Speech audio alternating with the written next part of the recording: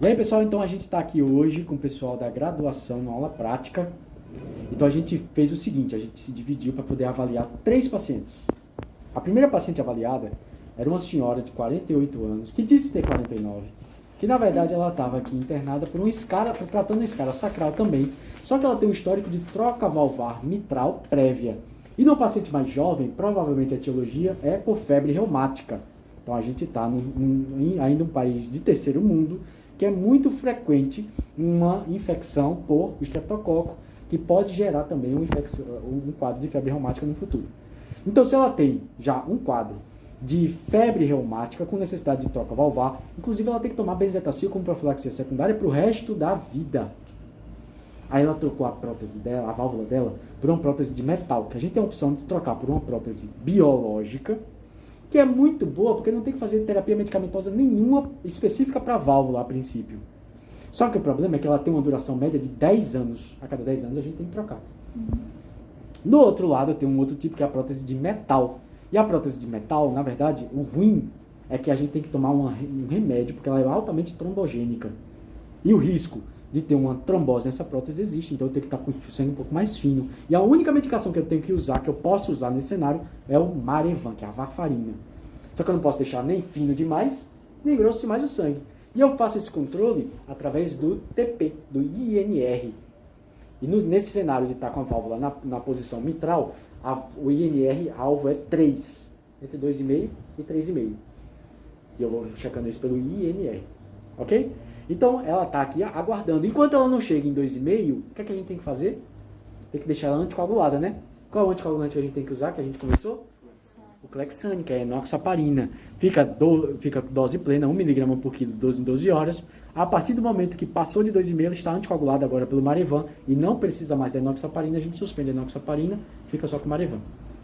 Nosso segundo paciente foi um senhor de 79 anos com uma altíssima carga tabágica, fumou por 40 anos, 3 maços por dia, né, que dá uma alta carga tabágica, que inclusive tem um DPOC presumido pela alta carga tabágica. Isso também é um fator de risco cardiovascular, ele é hipertenso, né? Diabético, não sei se ele era, eu acho que não. Então, dislipidêmico, tem histórico familiar, o filho morreu de AVC, né, teve um AVC, enfim. Então, ele tem histórico cardiovascular na família também. Então, percebam, ele estava internado por um quadro de IC. E aí, se a gente viu o perfil hemodinâmico dele, é um perfil B. Ele estava congesto e não tinha má perfusão periférica. Então a gente tentou tratar ele para aquele quadro agudo e a gente viu também a terapia medicamentosa dele também para poder tratar especificamente. Só que ele tem um diagnóstico sindrômico de IC e o diagnóstico etiológico provável de miocardiopatia o quê? Isquêmica. E aí se ele tem uma altíssima chance de ter isquemia no exame, como etiologia da IC, qual é o exame que a gente vai fazer para ele, para investigar? Adianta fazer um teste ergométrico para ele? Não adianta fazer teste ergométrico. Porque se o teste ergométrico vier negativo, eu não vou confiar. Porque a chance é muito alta. Eu só vou ficar satisfeito se por acaso vier negativo, se eu tiver um cateterismo negativo. Então provavelmente vai dar alguma alteração, né? Que deve ser a causa etiológica dele. Eu só vou dizer que não é isquêmico se ele tiver um cateterismo normal. O cateterismo vai poder guiar também a gente na terapia medicamentosa. O nosso terceiro paciente é um senhor, também idoso, 75 anos, que internou por um quadro de dispneia intensa. Ele estava com um quadro de insuficiência respiratória, foi para UTI para tratar. Inclusive ele tinha esforço respiratório, tiragem subcostal, batimento das aletas nasais, ele tinha sinais de sofrimento, realmente de insuficiência respiratória. Só que eu falei para vocês que a dispneia, ela tem várias etiologias, dentre elas as principais são de etiologia pulmonar e de etiologia cardíaca. Um DPOC exacerbado ou um IC descompensado. E alguns sinais e sintomas a gente pode diferenciar entre elas.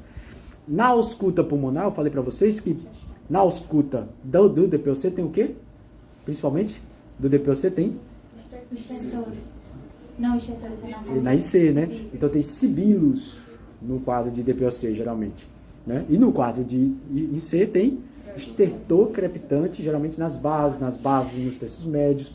Então tem essa diferença do exame físico. Lembrando vocês que também existe um quadro de sibilância na IC, que é a asma cardíaca, que é um pouquinho diferente, mas enfim, tá certo?